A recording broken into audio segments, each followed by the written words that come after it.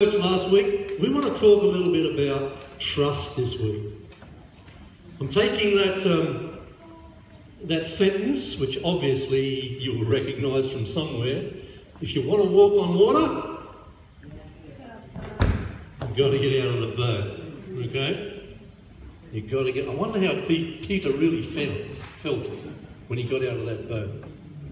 So we're going to talk about trust. Are you ready to try? Are you ready to take a risk in God? Amen. To do stuff like walk on water. Yeah. Not a lot of you know me very well yet.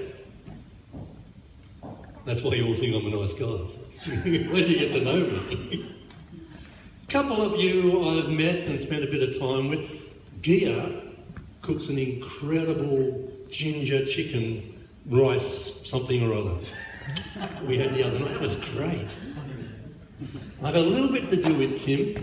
I wonder, Tim, have you known me long enough to trust me a little bit? Yeah. A little bit?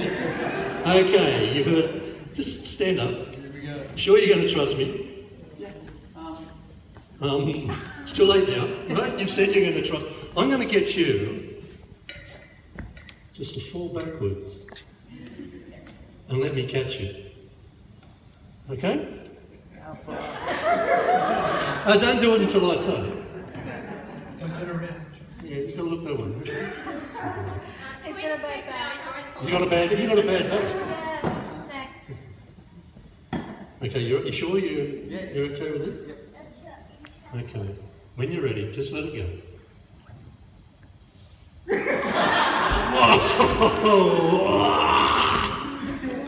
He's heavier than you thought. He's heavier than I thought, isn't he? I think you stumbled a little bit there, didn't you? Yeah. You want to give it another go? Okay. When you're ready. He's not big. Oh, he did it brilliantly. Give him a clap. You know, I was preaching in Bangalore in India one time, and I did that, but I asked him before if he'd do it, and I didn't ask somebody, so I just said, "Anybody like to trust me and help me out here?" And the worship leader said, "Yes." He's 6'7" and a pick handle across his shoulders. I thought, I can't back out now. So I always tee somebody up from now on. Trust, taking a risk. You know? Even though that wasn't a big deal, but even though Tim knew what was going to happen, there's still a bit of a risk there in all of that. But he did put his trust in me. And of course it goes up to a whole different level when it comes to Jesus and trusting, but it's as simple as that. It's a whole different level, but it's as simple as that. Being prepared to trust. And we all know the story of Peter walking on the water. Those of us who have been to Sunday school always remember this story is about lack of faith. I know. I love it, Lizzie. Good on you. It is a little bit about lack of faith, but I don't think we should concentrate on it. There's so many other things in this story, this bit of history, that we want to have a look at today. You know, it's about taking a risk. It's about getting involved with Jesus, where Jesus is. It's about telling the good news, because we're looking for practical applications from this. It's about praying for people, for healing, for jobs, for relationships, for loans, for deliverance, for all sorts of things. Taking the risk, not just in here in church with people you know. It's about taking risks with people you don't know. You know, there's some really crazy people from our suburb up in Sydney where we go to church, and they go down to the mall just to pick on people and pray for them. How about that? Wow.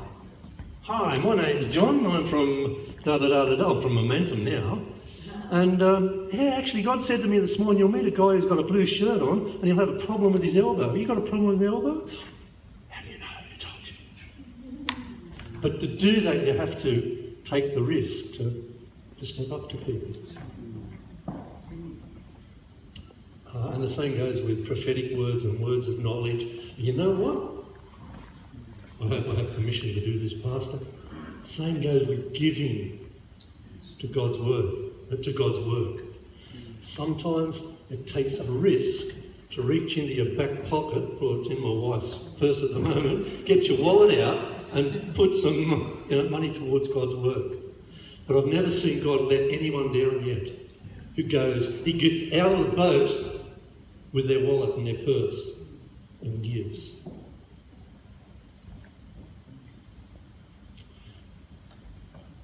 I remember being at a young people's camp one time and I felt God say to me, give this girl, she was a missionary from Melbourne, came up from the camp to just past Sydney, give her everything in your wallet. I said, hang on a minute, God, I don't even know what's in the wallet. And there's $50 in there. And this is going back 20, 30 years ago. You know? Am I going to do that? You probably want to know the rest of the story, don't you? You know, I did. In the end, I gave this $50 to Lisa, I think the name was. Why did God say that? I had no idea, but I found out the next week. She had no money, being a missionary, of course. And the week before, she had an accident in the car. And the bottom line is she needed $50 to fix everything up. It had already been done. The guy who fixed it up did it and said, you can pay me later, but she had no $50 in it. You see, you take a risk and God looks after it. He knows. And he knows why he prompts you to do that. I better get on to talking about what we want to talk about this morning. My wife said to me, I hope you've got more than one sermon in there. So this is not all my notes, okay? It's just the last page. Lizzie, I'm going to ask you if you would read for us from Matthew chapter 14, starting at verse 22, and I'll just get you to read down to 25 for the time being, then I'll get you up again later. Okay. Immediately Jesus made the disciples get into the boat and go on ahead of him to the other side, while he dismissed the crowd. After he had dismissed them, he went up on a mountainside by himself to pray. Later that night, he was there alone, and the boat was already a considerable distance from land, buffeted by the waves because the wind was against it. Shortly before dawn, Jesus went out to them, walking on the lake. Okay, thank you.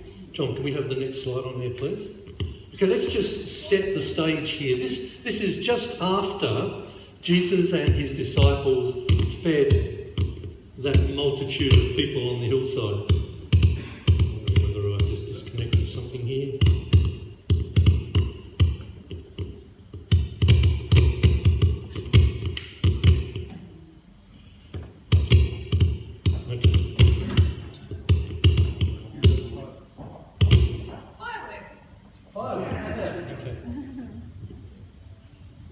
Try this.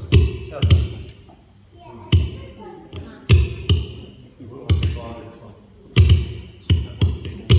All right.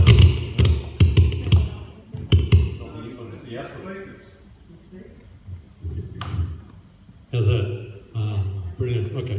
We'll keep going. All right, let's set the scene here. This is just after Jesus had fed that multitude of people on the hillside. Okay, and that's where this story starts. So we're up in the top of the Holy Land there, just at the top edge of the Sea of Galilee, Bethsaida, probably heading out in the lake there towards the Capernaum way. So that's where we're set. And that's where our story starts here. You can have the next slide, John. And we find that immediately after cleaning up the mess of feeding 5,000 or 15,000 people, Jesus made the disciples get into the boat and go ahead of him to the other side while he dismissed the crowd. Now I read it like immediately Jesus made it. Jesus made. John, just press the button. Made. He made the disciples get into the boat. Why did he make the disciples get into the boat? He made them get in because the sea was choppy. I'm going to teach you a lesson, guys. They're on the land. And he says to them, get in the boat now and go out there. He didn't invite them to, he didn't suggest they did.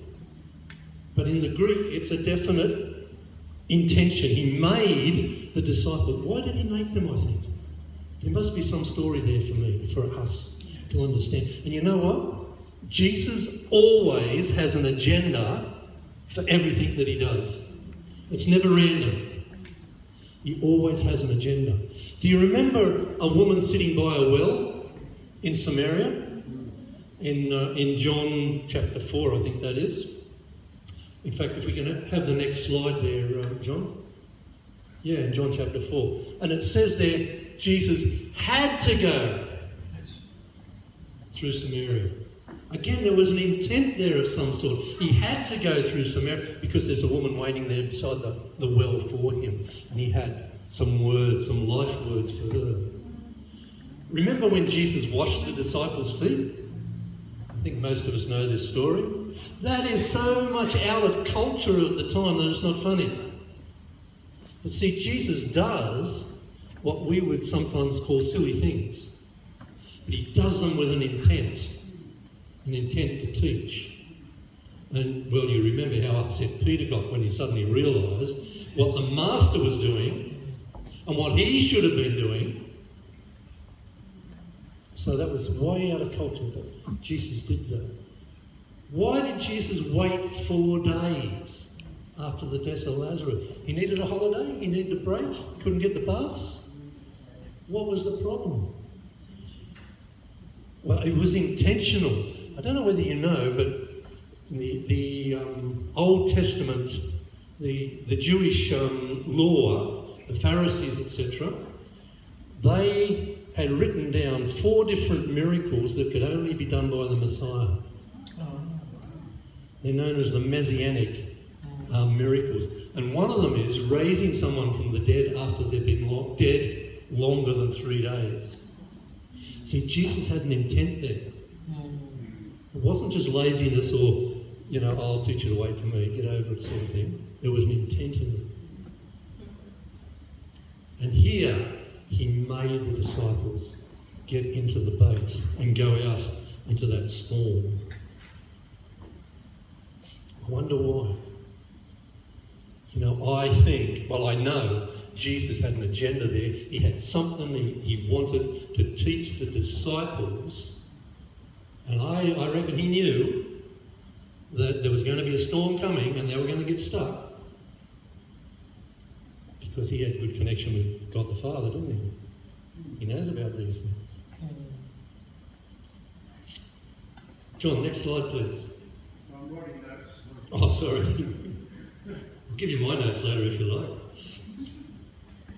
After he had dismissed them, that's the crowd, the 15,000 odd people that he fed, he went up onto a mountainside by himself to pray. When evening came, he was there alone. Why did he go up onto the mountainside? To pray. Right? He went up onto the mountainside to pray. He sent the disciples out into the middle of the lake. You got the picture? How much praying do you reckon Jesus did in his life? A lot? Heaps? What was that? Gazillion. How do you spell that? It's a big word. I have to remember that. What's going on? Gazillions of praying, yeah. Jesus did. One of my favourite verses is Luke chapter 5, verse 16. I think that's on the next slide. It says, and Jesus often withdrew to lonely places and prayed. He often. Why did he go to lonely places? To be with God. But why lonely places? No distraction. You didn't have to turn the TV off, the telephone wasn't going to ring, all of that stuff. Lonely places to spend time with God.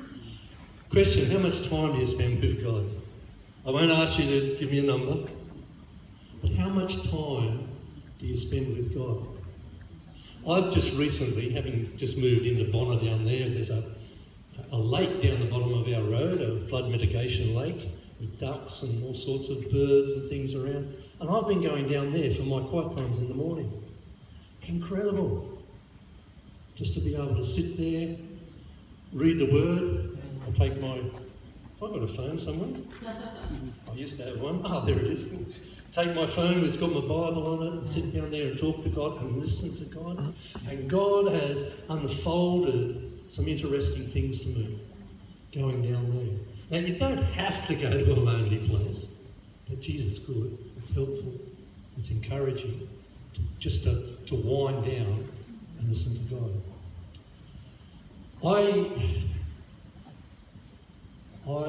Where's Helen? She here? That's okay.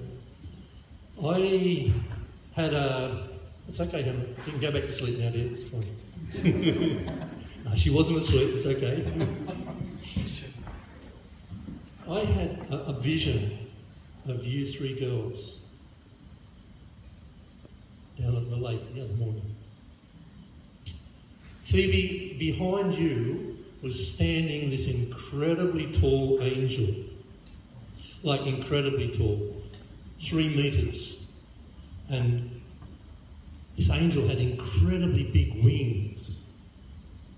Now for me, in a lot of my teaching, I don't talk about angels with wings and feathers and things. Yes. But this vision I had was an incredibly big angel with great big wings. And those wings suddenly went around you. Right? That talks to me about protection. It talks to me about God's strength coming and protecting you and being with you no matter what the circumstances. Chloe, you know what was sitting on the ground beside you? A lion. An incredibly big lion. And you were sitting there with your arm around his neck, for goodness sake. And he was just going up against you. You know, that says to me also that God is watching over you. He's protecting you. His strength is there for you. And he sees you as very, very, very precious. Okay? Hannah, you're not going to like this. Standing beside you was a camel. Forget the angels and forget the lion. It's a camel. I thought, God. Was he spitting? No, it wasn't spitting, fortunately. I looked up what camel means in Arabic. It means beautiful, beauty. And being a biologist, I know that a camel is an animal that's really well adapted to the environment around it. And I think God is saying to you, Hannah, it doesn't matter what circumstances you get put into, God is providing for you to adapt to those circumstances and to be able to come through them victoriously in your beauty. Okay? Okay. I'm looking forward to next week down the lake to see what happens. Yeah. Look, this was a pattern for Jesus' ministry. Often withdrew to lonely places and he prayed. He spent time with the Father. Now, when it comes to prayer for me, it's a two-way street. It's not a one-way street. It's I talk to God, God talks to me. And that, I believe, is how Jesus managed to do all the things he did when he was on earth here. He spent that intimate time with the Father, knowing exactly what was on the Father's heart and putting that into practice. Good enough for Jesus? Good enough for me, yeah? Good enough for Jesus, good enough for me. Work for him well. He's the one who's the model for us. He shows us how to do things, how to live life, how to enjoy life, how to make the most out of life. So I want to look at him and see the sorts of things that he does. You ever wondered how long Jesus had been sitting on that mountainside? Going back to the story now. Went up there to pray. Next slide, John.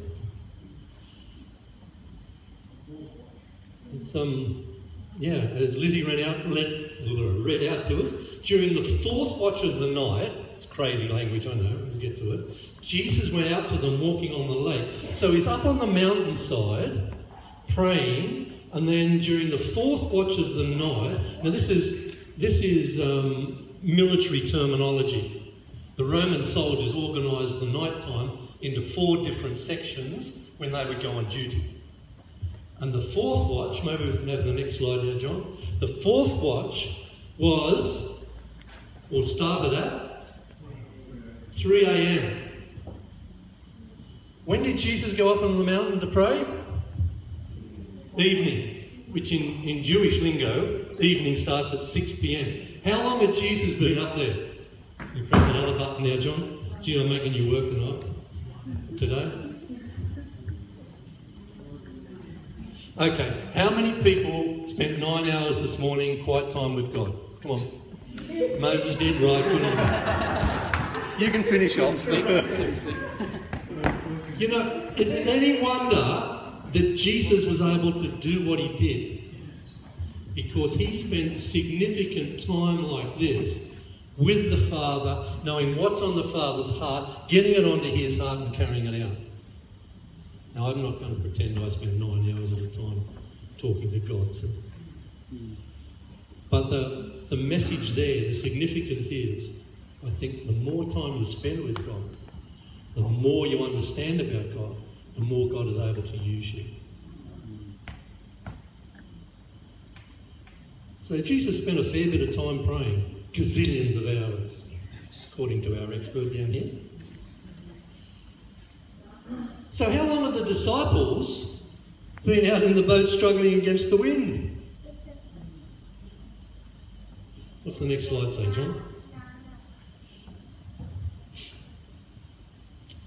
They'd rowed 3 or 4 miles, that's 5 to 6 kilometres out there, across the lake. That just about puts them in the middle of the lake. But how long have they been doing that? 9 hours. Had you ever been to the gym where they have those rowing things? I haven't. I've heard about it. Pastor Ed Miller does it. He has competition with my son-in-law when he's out here. Can you imagine sitting on one of those machines for 9 hours? Just get a picture of how these disciples are feeling. You know, this is not just a story that we read and it's just very clinical. This is real people in real situations. How are the disciples feeling? A little bit tired, yeah? Tired, worn out, gazillionly exhausted, right? They're totally exhausted. Have the next slide, John, please. Well and truly exhausted in this boat that's a considerable distance to land, probably 4 or 5 kilometres out, buffeted by the waves. Buffeted means, it's a good question, you should ask those questions. Buffeted is like pushing around, right? You know what it says in the original Greek? Tortured. Right, the boat was tortured by the waves. That gives you a bit of an idea what it was like out there? Yeah, frightened, terrified. Terrified, absolutely. Terrified, frightened, out in the middle of the lake, totally exhausting. Totally exhausting. John, next slide, please. I told you I was going to make you work today. You're going to have to put his wages up this week. This is a situation that is set for a miracle, correct? Yes. These guys, they were strong guys. They were fishermen, a lot of them. But I don't know how Matthew got on. Tax collector behind a desk, he probably couldn't do much work. Totally exhausted. Probably realising, hey, there's no way out of this. This is the end. This is not just a case of, oh, phew, this has been a hard job. This is a case of, man, I can't even see the shore. We've been here 9 hours. The rain's pouring down. The wind's blowing. The waves, you can see these waves. They're not exactly the Sea of Galilee, but that doesn't matter. These waves coming over the boat, totally exhausted. The place is set for a miracle. And miracles still happen today, you know. And sometimes God sets us up for miracles, I believe. And this is a definite God setup here. Jesus made the disciples go out into the lake because he set them up. Not to die, but for a miracle, for a lesson. We'll come back to that a little bit later as well. You know, I mentioned Mongolia last year when I was in Mongolia. And another story from there is when we first arrived there, we were taken to the flat where we were going to stay, and then taken down to a church office, which was, well, it was a very convoluted drive down the road. So down the main road, then it was up this street and up that street and up along here, and it was very convoluted to get back up to here somewhere. Well, the next afternoon, I knew I had to be down at the church office at 5 p.m. to run a training course. We'd already spent all morning at the hospital feeding the street people. 5 p.m. I had to be down, and I'm thinking in my arrogance, I'm not going to walk all the way down there just to follow the streets all the way back up here. That church premises is over there somewhere, maybe 10 minutes. So I set out. Couldn't read the Cyrillic script, didn't know the language, didn't know any people. It's -5 degrees, because it had warmed up a little bit.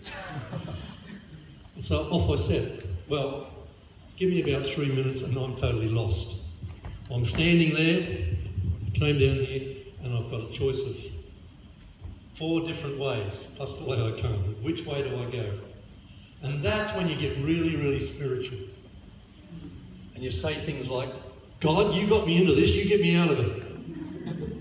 And I must confess, that's sort of what I said. That was set for a miracle. My stupidity, my arrogance, but still set for a miracle. And I heard God say to me, follow the 2 girls. 2 girls. Oh my goodness, here come 2 girls. So I stepped back and let these 2 girls go a respectable distance in front of me. And then I said, I'm following them. I had no other plan. And I can still see the direction today. Down these steps, along, there's a lot of snow lying there on the corner. Up a little bit, turn left, turn right, turn left, turn right again. And there's the church building. And the 2 girls just walked on. Thank you, God. How cool is that? Now my question is, were they 2 angels or were they 2 girls that God organised? To this day I don't know. You know what? Don't care. Because I got myself into a situation, but I was on God's ministry and He looked after me. The situation was set for a miracle and He came good with it. Now what do I do if I say, oh, the 2 girls, that's just my mind making things up? No, I'm not going to do that. I'd still be standing on that corner. I took the risk. I reaped the reward from that. How cool is that? You've got to be prepared to take those risks. I wonder what sort of a miracle God is setting you up for. Individually, as a couple, as a church. What miracle is God setting us up for? I think we should always keep that in the back of our mind. We can't go looking for a miracle every 5 seconds of the day, because that's not how God works. But in significant times, especially when it's associated with God's agenda, there are miracles available. Can we have the next slide, John, please? All right. Lizzie, can we have a few more verses? Verse 26 to verse 29. When the disciples saw him walking on the lake, they were terrified. It's a ghost, they said, and cried out in fear. But Jesus immediately said to them, take courage, it is I, don't Lord, if it's you, Peter replied, tell me to come to you on the water. Come, he said. Then Peter got out of the boat, walked on the water, and came toward Jesus. Thank you. When the disciples saw Jesus walking on the water, okay, he sets out across the lake. The disciples' first thought was, oh my goodness, it's a ghost. Has that ever worried you? You ever thought about why? Why did they think that? I did. And I then went and did a little bit of research. And I found out that Middle Eastern superstition at that time, including some old Jewish superstitions, spirits lived underneath bodies of water. Right? So ghost, spirit, same sort of word. And part of the superstition was that if you saw a spirit at night, then you were definitely in for disaster. So what have we got here? We've got the home of the spirits, the water, and it's night time. Any wonder they thought it was a ghost. You see what they did? They knew Jesus. They'd been with him some time. They got into a sticky situation and they went back to their old beliefs. They went back to their traditions, to their myths, to superstitions. And oh my goodness, it's ghosts. Now our number really is up. We're exhausted, we've run out of energy, the boat's going to go down, we're in the hometown of all these ghosts. That's the end.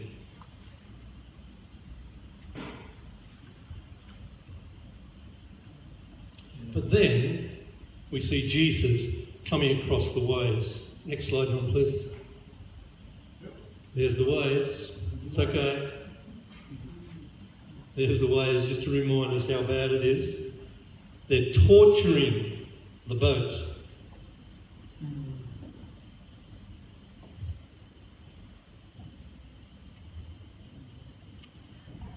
And yet Jesus is walking across them.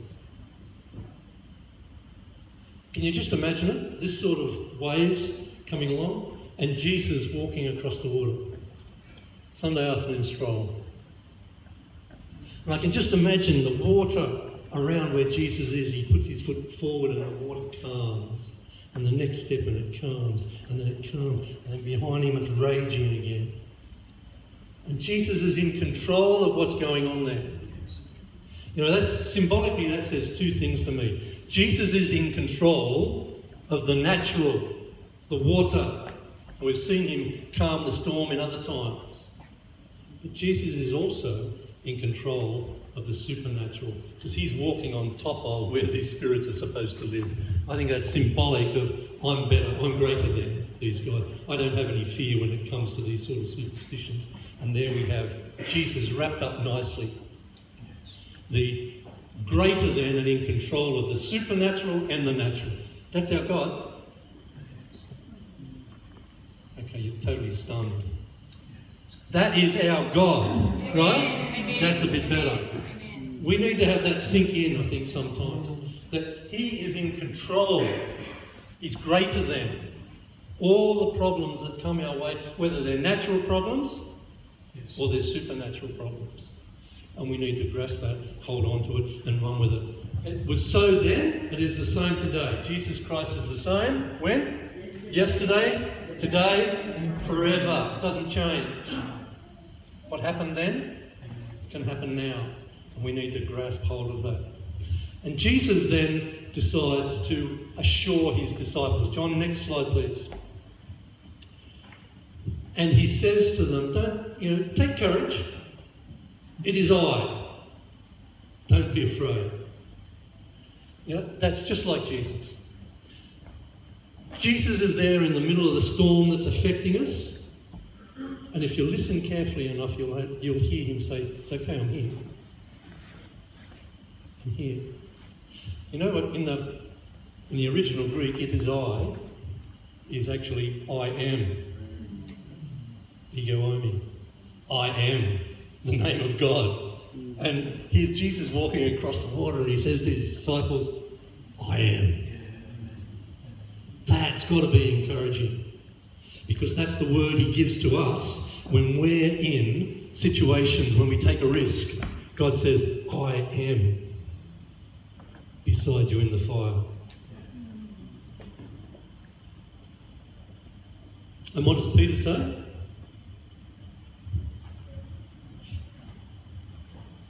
Lord, if it's you, tell me to come to you on the water. This puzzled me for years.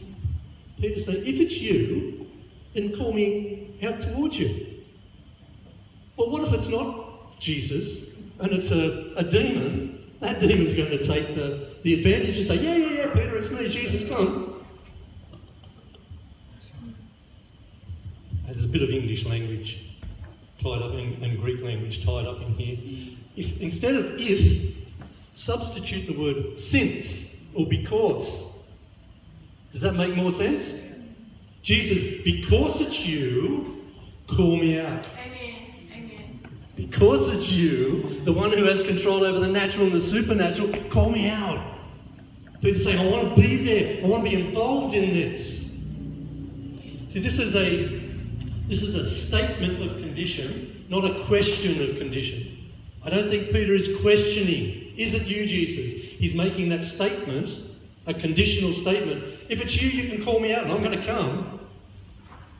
You know the old saying, if it's Thursday, it must be Greece or whatever that it goes.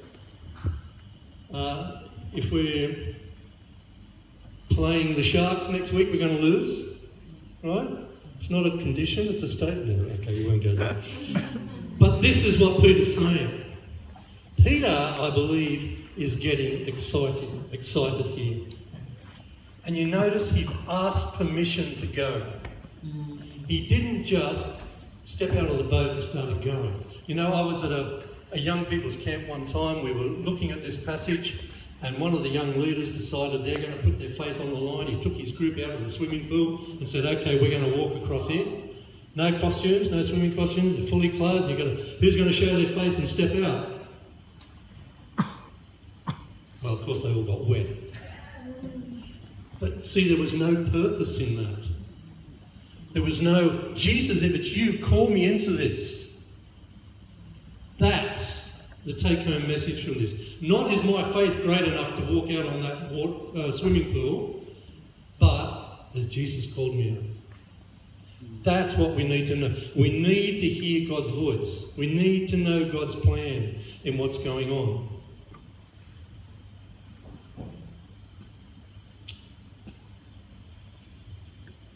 Next slide, John, please.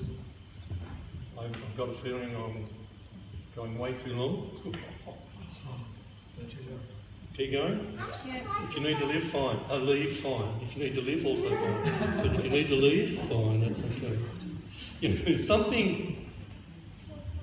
So this is. What does it say, Chloe? Jesus territory. This is Jesus' territory, where the waves are, where the turmoil is, where the strife is, where the problem is. This is Jesus' territory. If he's there, somebody once said, you know, if Jesus is there, it's the safest place on earth. And this is where Jesus is. This is Jesus' territory.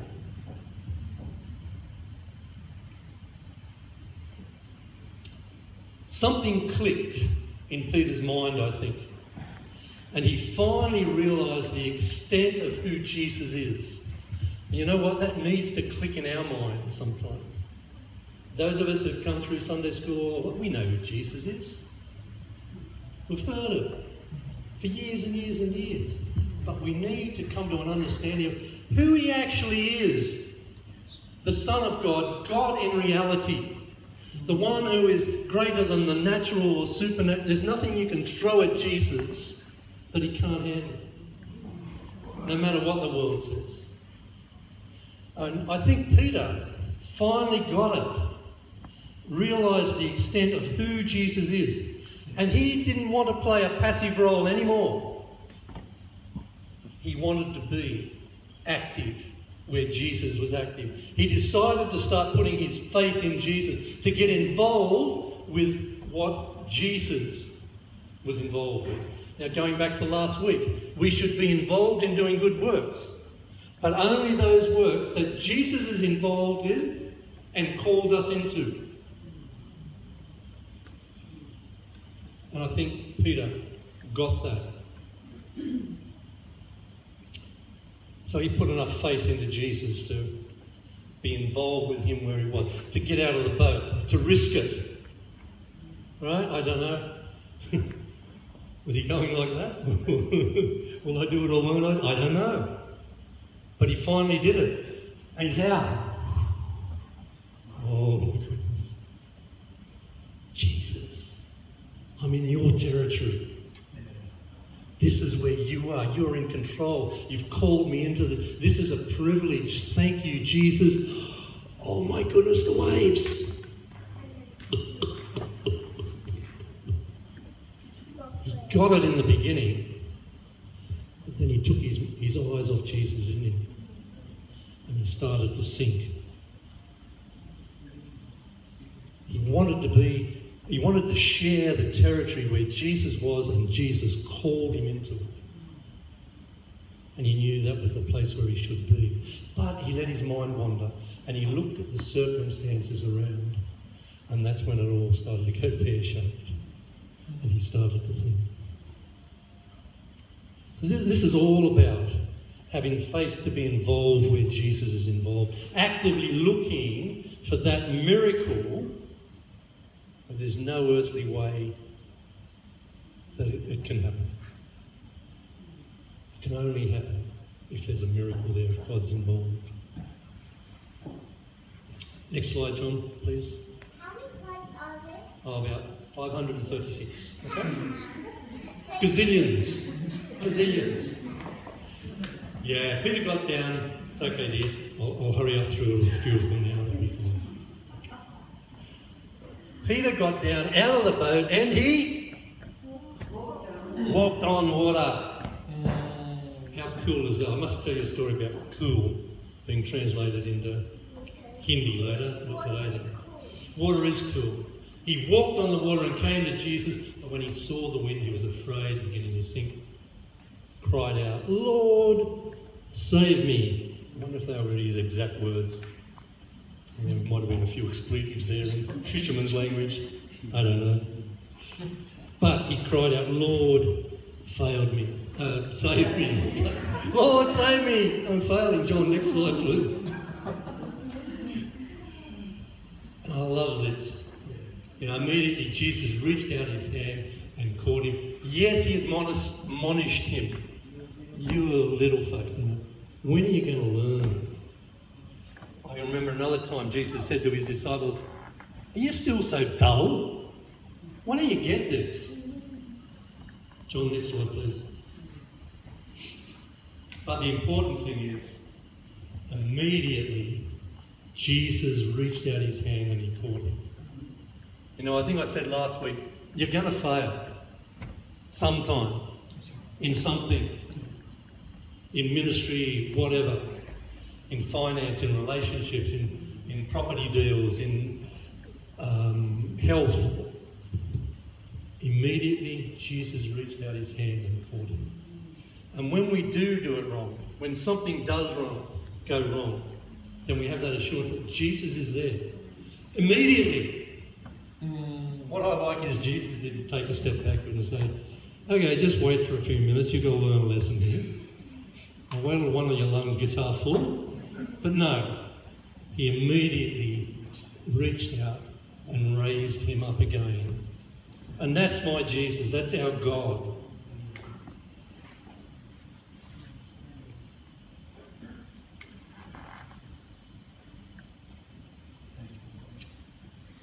Peter was actually there, walking on the water. Next slide, please, John. And I think maybe we should put a little bit more emphasis on the walking than on the sinking.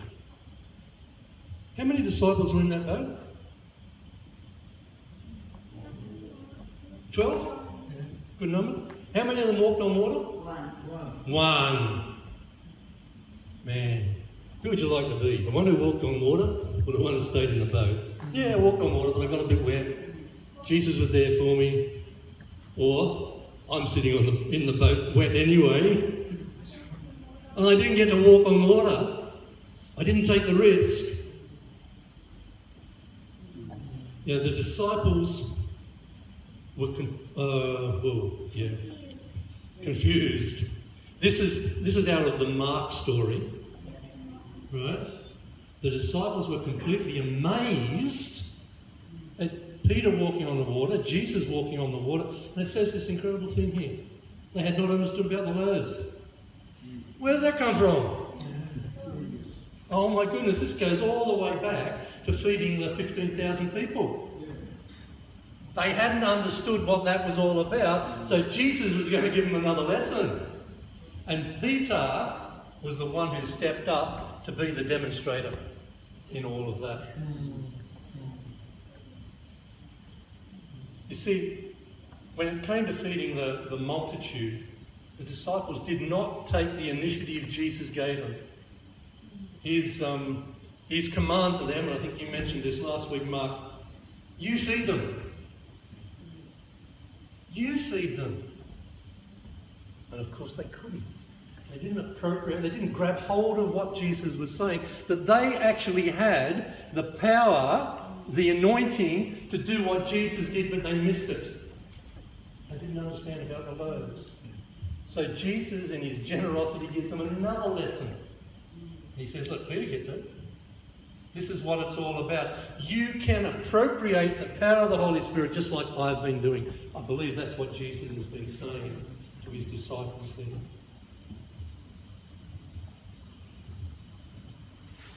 So when we look at this whole experience,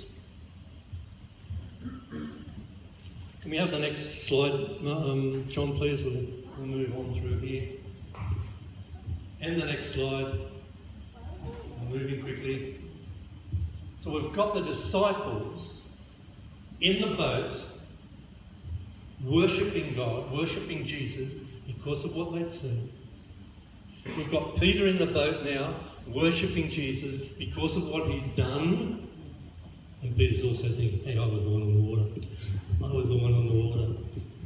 Who do you want to be? The disciples that stayed in the boat and just worshipped Jesus? And there's nothing wrong with worship. Don't get me wrong, I love worship. Especially this morning was great. Or do you want to be the one who's worshipping Jesus and walked on water? Took the risk, got out of the boat. Jesus used. Which one? You know, Jesus doesn't make you. Jesus didn't push Peter out. He didn't command him to get out. He responded to Peter's plea. Which one do you want to be? Who do you want to be? A water walker or a boat sitter? Now, bring all this down to those things I was saying before. Praying for people, for all those things. Healing, prophetic words, jobs, relationships, houses, loans, giving words of knowledge, giving words of wisdom, sharing the good news. You know, you'll never know what it's like to share the good news if you don't get out of the boat and try it. And you know what? It's not always going to go well. It's not always going to go well. But I'll tell you what, there'll always be another opportunity. So, last slide, I think, John. Yes. If you want to walk on water, you've got to get out of the boat. You understanding? I'm sorry, Lizzie, we didn't read the last bit. If you want to walk on water, you've got to get out of the boat. There is no water walking without getting out of the boat, without taking a risk. You've got to be prepared for that. So this is where I say, who wants to take a risk for Jesus? Because everyone will put their hand up. But I wonder what it'll look like tomorrow morning. You know? Taking a risk is not about sitting in church on Sunday. Afternoon already. It's not about sitting in church on Sunday, it's about Monday morning and where you go and what you do. So let those words stay with you. What risk are you going to take this week for Jesus? You know if it's worthwhile because you talk with him and you feel that he's calling you to do something. Do it. Bless you guys. I know I've talked too much, but I think there's some important things in there for us to grasp hold of. Eva.